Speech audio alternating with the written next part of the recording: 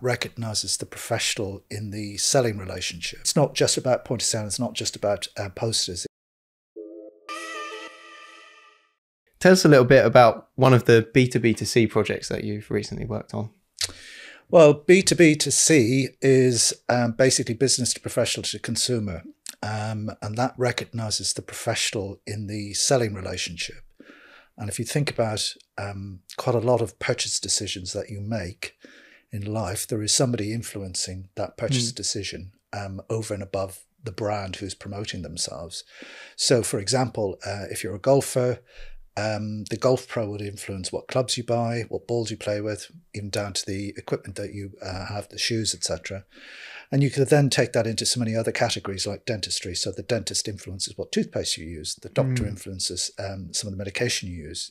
The hairdresser will influence the styling products you use.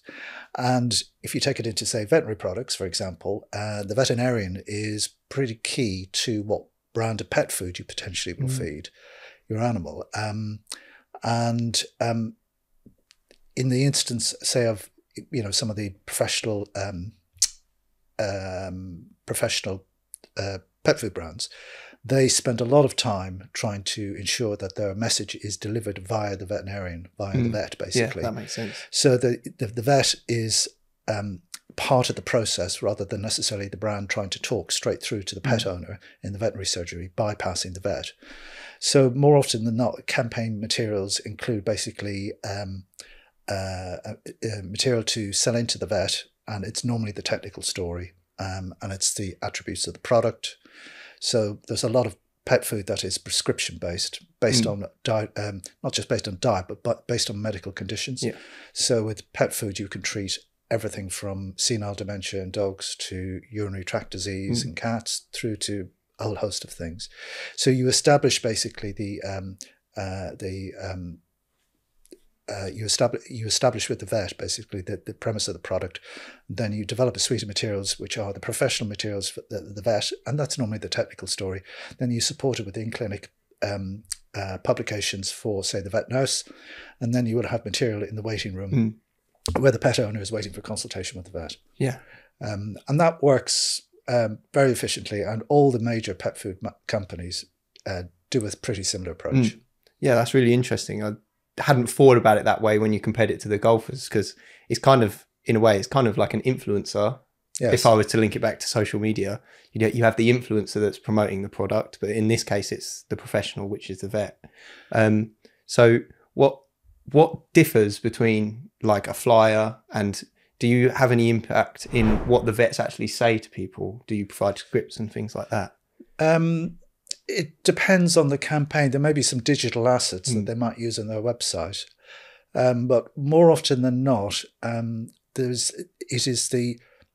they're having the consultation with the pet owner and being able to demonstrate what's wrong with the animal, those aids are not readily available. So, for example, in a project on Hill's Pet Nutrition for a product called JD, which is joint disease, we developed as part of the sell-in pack radiography packs that were able to, the vet was able to put up and show where the pressure points were in the dog's hips, where they were in the legs, etc. And then you get a skeletal model, and then you could show again where the impact was, so that the pet owner understood. If it's a weight issue, for example, and a lot of it's instances like that, certain breeds of dogs are prone to putting weight on, you're able to demonstrate. And those sorts of sales aids are really important. Yeah. So it's not just about point of sale, it's not just about posters, it's about how do you help the consultation process go smoothly. Yeah, 100%. Yeah, I agree with that. In your career, what's been your highlights? Gosh, that's a big question, because my career does span a while. I'm particularly proud of something that, in fact, I worked with Leon some years ago. We developed a campaign working for Allied Bakeries on a Kingsmill brand. Yeah. And at the time, Aardman had been commissioned by the BBC to make a film, which was going to be shown on Christmas Day some years ago. And it was called A Matter of Loaf and Death. And it was set basically West Wallaby Street was turned into a bakery, and Wallace and Gromit baked bread and delivered it every morning. And the premise of the film was about the murder of the baker's dozen. So 13 bakers were going to be bumped off, and the baddie in it all was Paola Bakewell, I think her name was. And we took the whole idea of a partnership with Ardman to Kingsmill Bread, and we developed 2 promotions. And the second promotion that they wanted to do was about trying to increase engagement on the breakfast table with your family when you were sitting down to have breakfast, but also to create a step change in purchase behaviour in 2 ways. One is the level of loyalty, and the other one was to make non-users light users, medium users, heavy users, and heavy users super heavy users. So we developed a collector scheme, but in a sort of basement boardroom, at the time we were all sitting around the table going, what would we like to do? What would be the idea? And we were sitting there, and I said, well, it'd be good fun to actually send a piece of toast down to your sibling on the table. And could we create a contraption made by Wallace that could send a piece of toast down? Yeah. And actually in the film, the Austin A40 is the van that they used to deliver it. So what we decided in this brainstorm is to take the A40 van and slice it into a toast rack and then put a clockwork motor in it.